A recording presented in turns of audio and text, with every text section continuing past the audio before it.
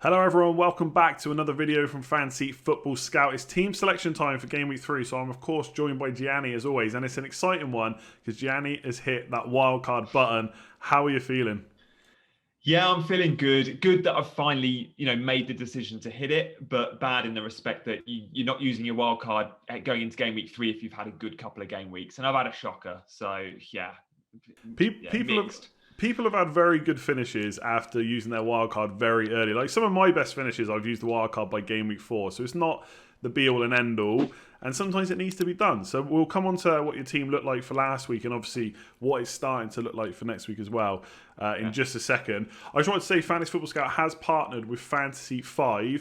So this is a pretty simple fantasy game. You just pick 5 players. It's completely free, and you've got potential to win 10 grand if you can choose the players that are going to score more points than what's listed on the screen. I'll show you more about that later, how that works. I'm going to do my picks. Gianni's going to tell me how bad they are. And if you want to try it out, there is a link in the description below. But like I said, I'll go through my picks and how it works a little bit later in the video. So let's have a look back to FPL for a sec. Your team last week, let's do it quickly. It's like ripping a band-aid off, right? 34 points. And I think last week you were ranked about 1.7 million. And now you're all the way down to 4.1 million, which is not great. Of course, it is very early in the season. Ranks do increase and decrease quite quickly because of the variance. But only 3 players got you any points. So Trent Alexander-Arnold, who's quite well owned. Aubameyang, who was quite well captained anyway, and he only got an assist. I was the same. Wasn't really that happy with it. And then, who was the other one? Mitchell. Yeah, Mitchell, of course, the lad from Crystal Palace, 2 returns in 2. So yeah, you've got the likes of Martial, Adams, St. Maximin, Mount as well, and Dyer. Was it just a case of there's too many fires to put out? Yeah, a little bit of that. And a little bit of I'm just fed up of this team. Although there's players like Dyer, there's McCarthy, Shea Adams, who no doubt will come good come game week 3 or 4. Mount I even include in there, but yeah, they're gone. All of them are gone. I'm using a wild card and I'm making pretty wholesale changes. Yeah, I think this is the kind of team, or at least when it's happened like this, that you want to kind of, make a lot of changes. Because a lot of time when people use the wildcard, they're looking for the, almost their team to be so bad, and it does happen sometimes. But there's maybe like 2 or 3 players you want to change, and then there's still a bunch of other kind of like periphery changes, I guess, right? Like goalkeeper, maybe bench players and stuff like that. And obviously, Yeah. Maitland-Niles didn't play; he was your boy in game week 1. That didn't work out too I was well. disappointed about that because I'd done all the scouting on him and was convinced he'd start. But Saka can't get into the front 3, so he's been put in at left wing back. But yeah, I mean, I'm glad you've told me my rank there because I genuinely, Andy, haven't looked at it because I Oh, know it's sorry. bad. But I know it's bad, and the real work starts now, and I'll start looking at rank from game week 10 onwards, probably when it hopefully there'll be some credible scores in there. But yeah, the time was right for me, and I nearly did an emotional wild card on the Saturday. I slept on it. It meant I missed a price rise on Calvert-Lewin, which I knew I'd miss. But the worst thing you can do is make those emotional decisions. I gave it 24 hours, and then I was sure, the Basuma red, St. Max getting injured. And I just thought, yeah, even if those guys are all right for the week ahead, I still don't want them. So yeah, happy with my decision. It's hit, so we'll get into what the team looks like. So basically, there's 2 teams we're going to go through quickly. So there's basically all revolves around one player. You may have heard of him, Mohamed Salah. He does tend to score a few points. Not last week though, to be fair. So I'm going to bring up the first team. So this is your Salah-less team, but you've got double Liverpool defense instead, and you've got double Man City attack. So do you think it's viable to go without Salah, or have you kind of come around to using the other team at this point?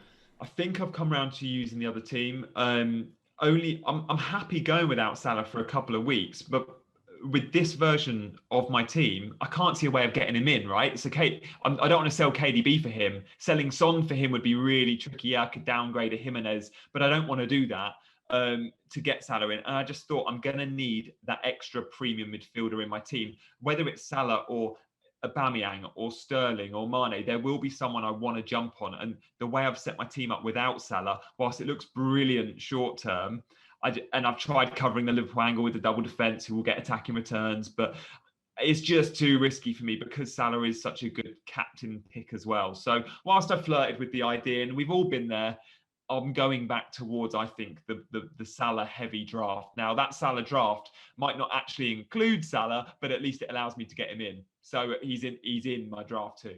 Okay, let's just go on to that draft because I feel like that's probably the one you're more likely to use.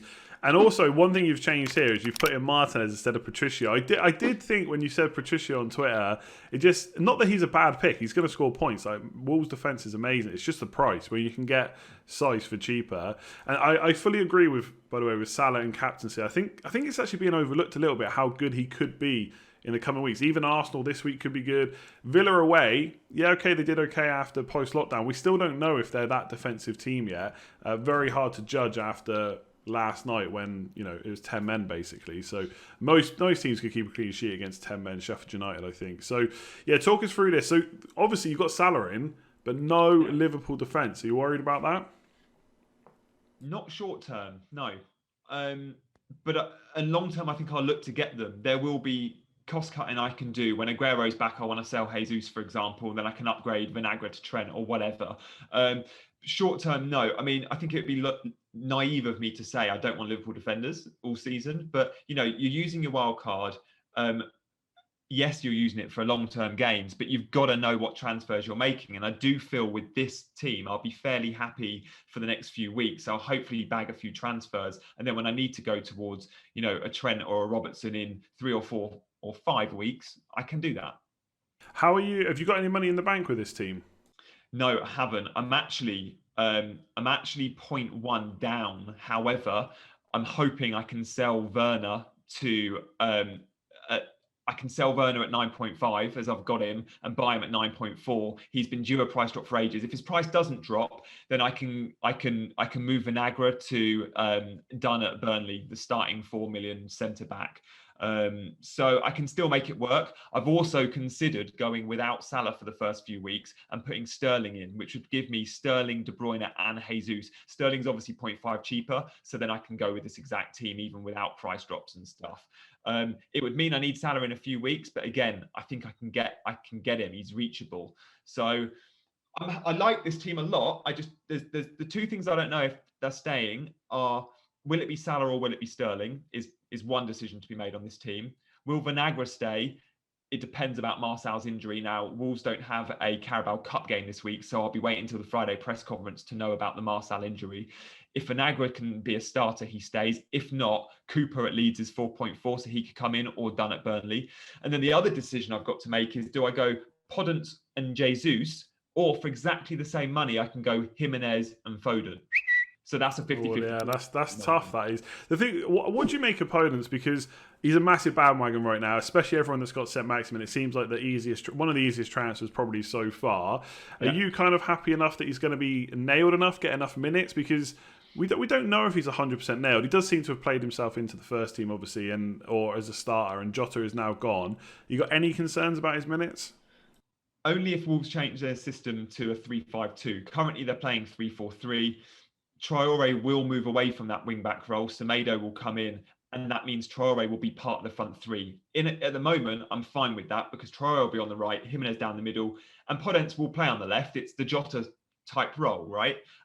When Neto plays, he tends to be on the right of a three, and Podence excels on the left of a three. So that's fine. But we know Nuno sometimes likes to go with Dendoncker in the middle, a 3-5-2. That too, long term, could be a Traore and a Jimenez, especially when they're away from home against good teams. So, for example, when they go to the Etihad, bet your bottom dollar it'll be Traore and Jimenez up top.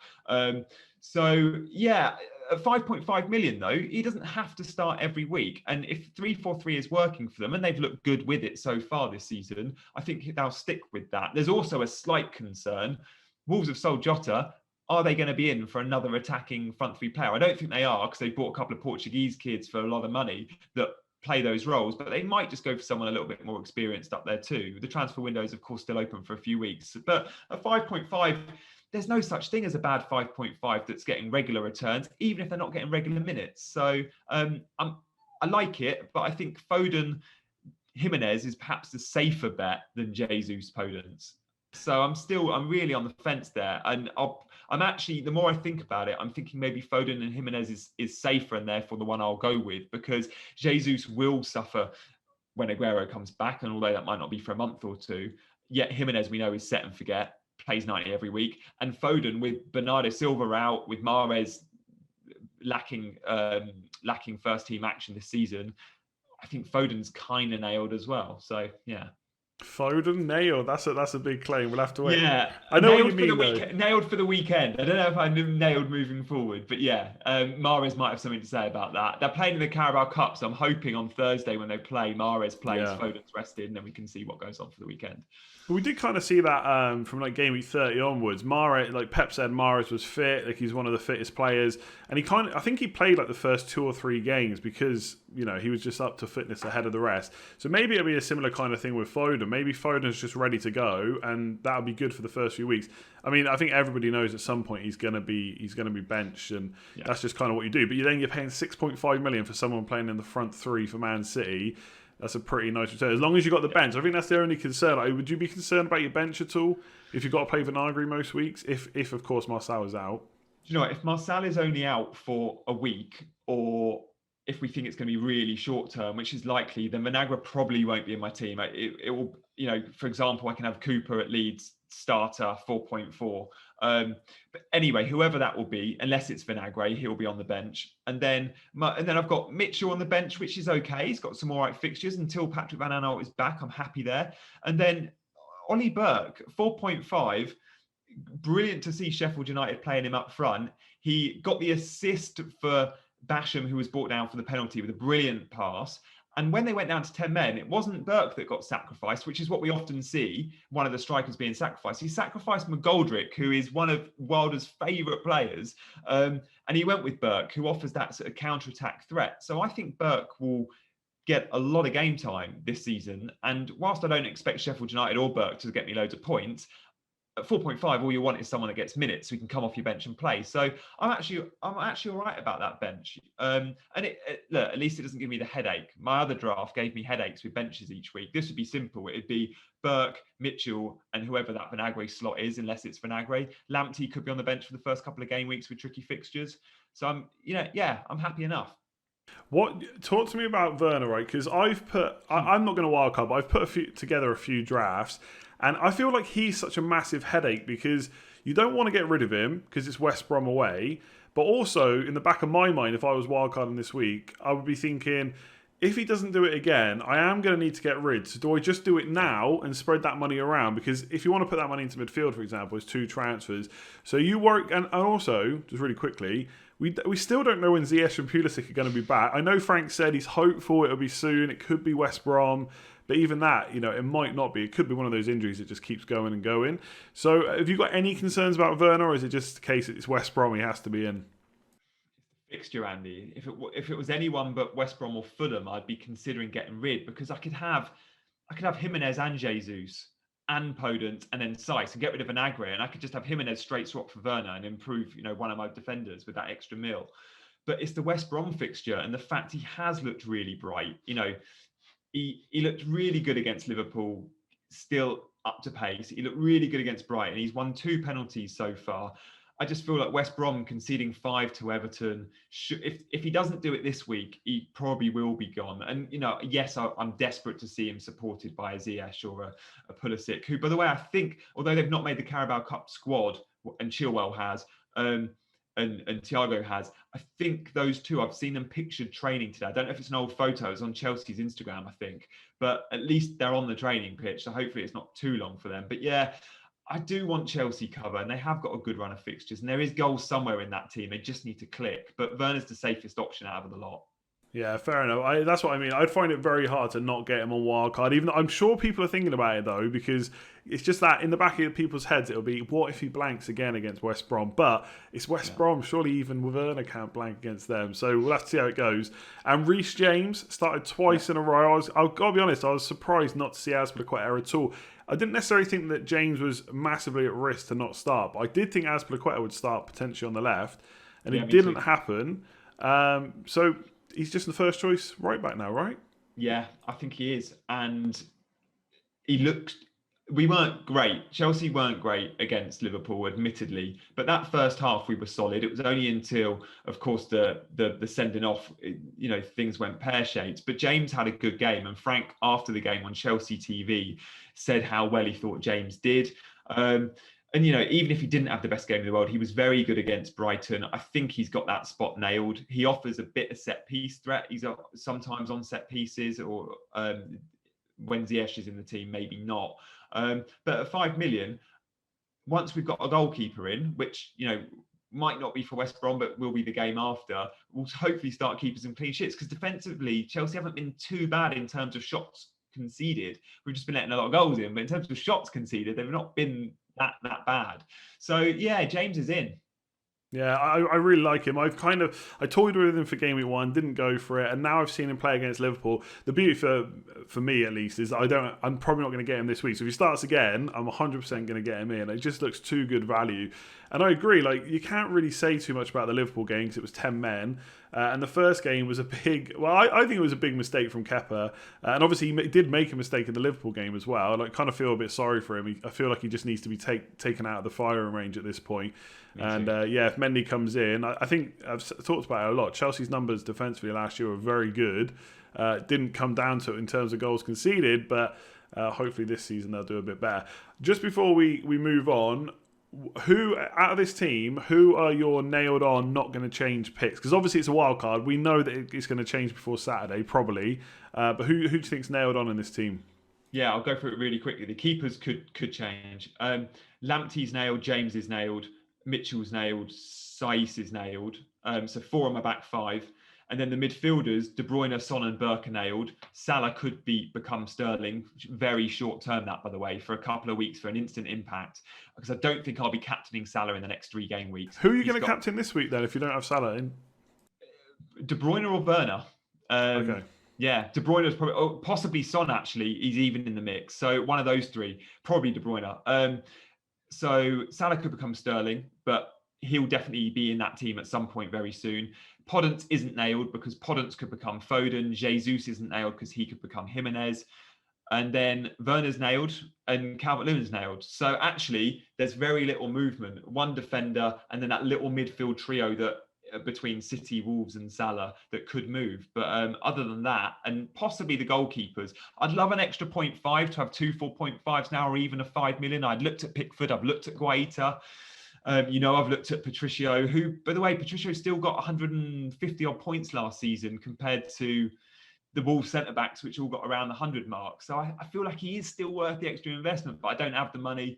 The only thing I would say on that, just if anyone else is thinking about it, I feel like there's a bit of context because Saiss wasn't nailed from the start. True. And it feels like he is, although he did make a big couple of... we made one big mistake against City. I don't know if Nuno's going to suddenly take him out because of fouling Kevin De Bruyne. Plenty of players have done that. Yeah. And Bolly was obviously injured for quite a bit, but he's 5.52. So yeah, I get what you're saying. Cody's just such a boring pick. I don't think anyone should be going near him. But I know what you mean about goalkeepers. The annoying thing for Villa is once Heaton's back, he's probably then the backup. If it wasn't, then having Steer and Martinez is like having the old Ryan Button combo.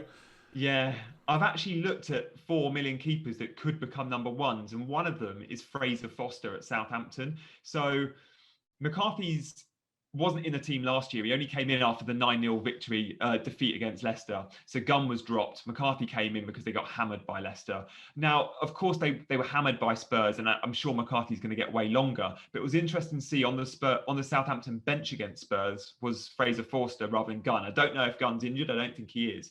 Fraser Forster's just come back from Scotland. He's 4 million. Look, I'm not saying he's going to be a number 1 pick, but from all the 4 million keepers, I think Fraser Forster could be the one I go to.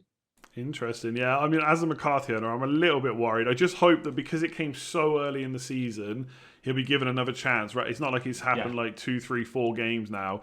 But yeah, I know what you mean. I've seen people a little bit concerned about McCarthy. And I do think there was no howlers in there, was there? I think he was at fault for the first... I think the first goal, not necessarily massively at fault, but I feel like he hesitated and let Son in. If he'd just been decisive, I feel like he would have got there before Son. But again, is Hasenhüttl going to take him out of the team because of that? Like being a little bit hesitant. It's not the rest of the goals weren't his fault, right? So yeah, it would be very. It's not like 5 goals and he made 5 mistakes. So I'm hoping he keeps his place. But it's always worth thinking about 4s that might come in for sure. He's got a couple of good fixtures as well, McCarthy, and obviously McCarthy was in my team, and because I'm on a wild card, you feel like obliged to make certain Yeah. moves. I just feel like I have to get rid of McCarthy to make that change. But actually, it's two good fixtures. But they were so open against Spurs, and I just can't see too many clean sheets now from Southampton. Saying that, Burnley's a really nice fixture for a clean sheet. So I don't know. You've got to think I long I'll get term, it haven't right. you? Because you're on You have. wildcard. I think Martinez is going to become the go-to wildcard keeper. I think if people think that Leeds might turn it around, Meslier is an option as well.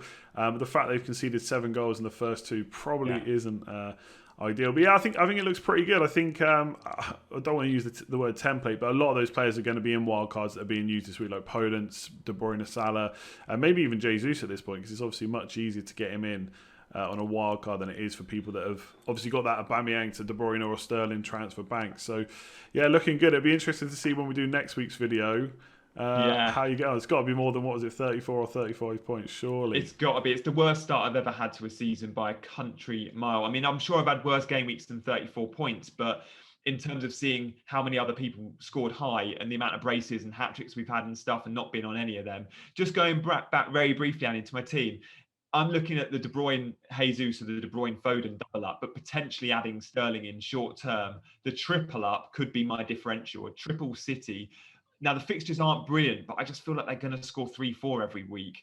And therefore, why not go all eggs in one basket? Because I don't like usually doing that. But to do that with City, it just feels like a risk, yes, but a risk perhaps worth taking. What are your thoughts on the triple City? I was very impressed with how good they looked last night, and that's not to say that I expected City to be bad, because it's like one of the best teams in the league. I would expect them to maybe even win the league again this year. But I was just impressed with how quickly they came back against the side that had already played, that we know is so good defensively.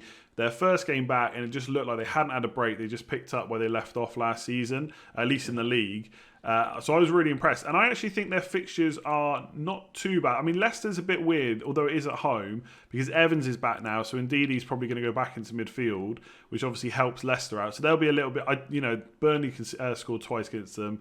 And obviously Man City can do that. But I think Leicester will be a bit tighter. But if Leeds are going to play as open as they have so far, then that away fixture looks really good. They got West Ham away in 4 game weeks time. I can't remember who the third fixture is, but I don't think they're super difficult fixtures.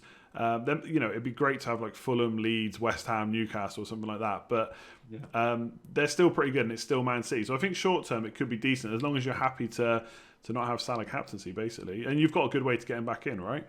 Yeah, so Salah's got 3 tricky games. He's got Arsenal at home, but then he's got 2 away games, and we know Salah away doesn't quite do. We don't like giving Salah the armband away. And then after that, he's got 2 nice home games. It's Sheffield United and West Ham or something. Those 2 home games I want him back for, and probably will give him the armband.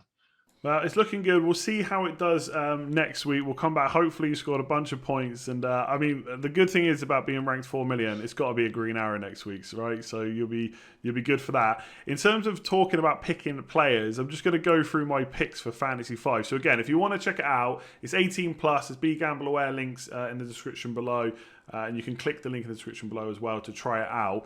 And so basically, you can use your fantasy knowledge to try and win money. It's completely free to play. £10,000 first prize. Well, not first prize. If you basically do it, you get £10,000. I think it's basically unlimited.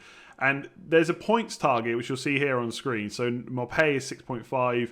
Alzat is 5.5, and that's the points they think they're going to score this week. And in terms of rules, it's still 5 points for a midfielder goal, 4 points for a forward, etc.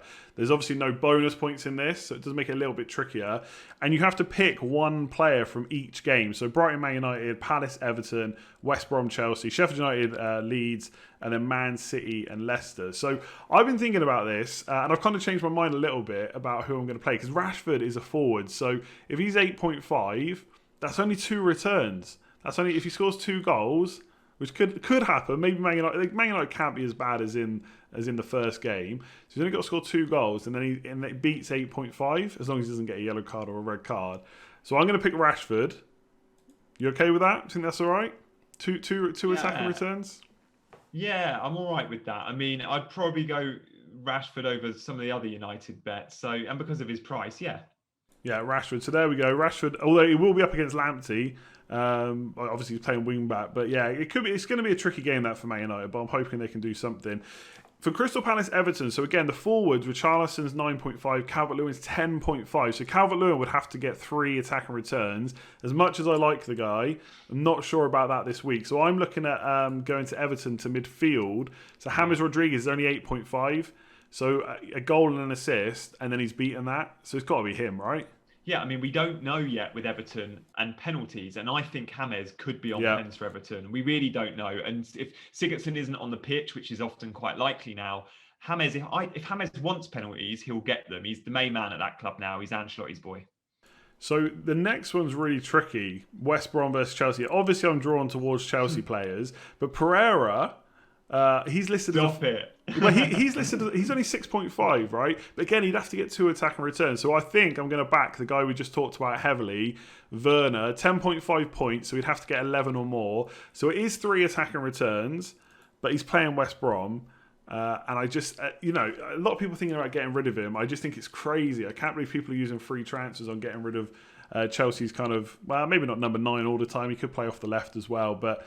Yeah, I mean, he's going to get points. 3 attacking returns. Can he do it against West Brom? He's got to. This is his week, especially with that Jorginho missed penalty. He would have got the assist. He needs to, reward us owners. I'm keeping the faith. Good stuff. So I'm going to go on to Sheffield United versus Leeds.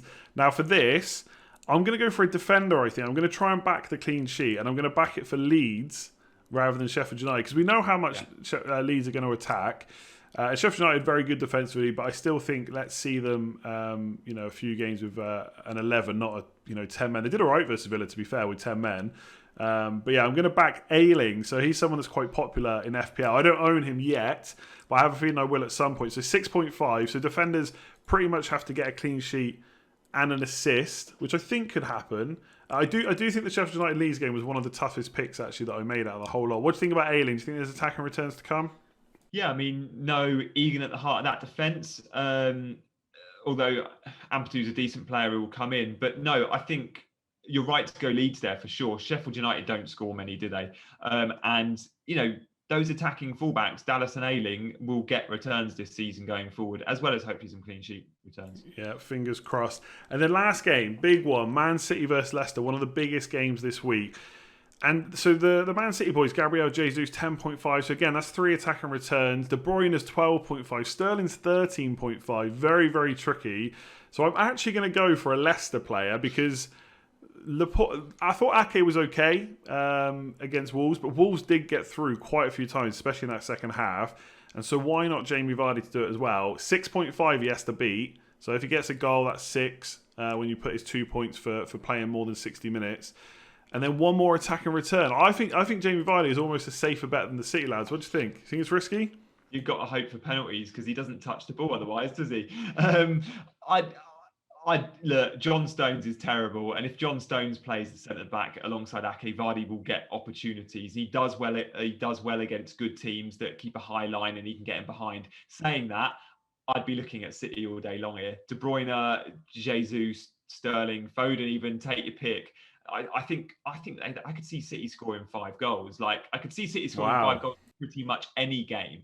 They're that good. And when you look at the post-lockdown form, I think they had 44 goals post-lockdown. Second best in the league was United on 22. They're just head and shoulders above everyone. But Vardy's not the worst shout in the world because of the way City play and the way Leicester play.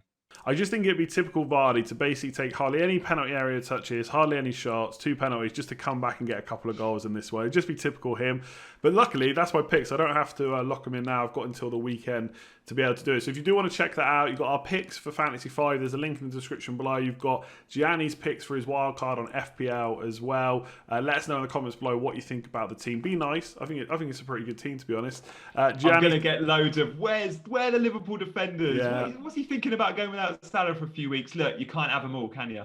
Exactly. And I do think in the next few weeks, I said it on Twitter, people will start looking away from the Liverpool boys because there's some defenders who could not beat them, but get maybe close, and it's money spent in attack as well. So I think a few more people will look at that. Maybe not right now, but in the next few weeks. So yeah, thanks very much for joining me again this week. No, good to be here. Look forward to hopefully coming back with that big green arrow. Although I won't be looking at overall rank, but you can tell me this time next week. I'll tell you this time next week. For everyone that's watching, thanks very much. The link in the description below for Fantasy 5. Give it a like if you've enjoyed the video. Subscribe if you're new around here. Thanks very much for helping us hit 50,000 subscribers, and we'll catch you tomorrow for another video.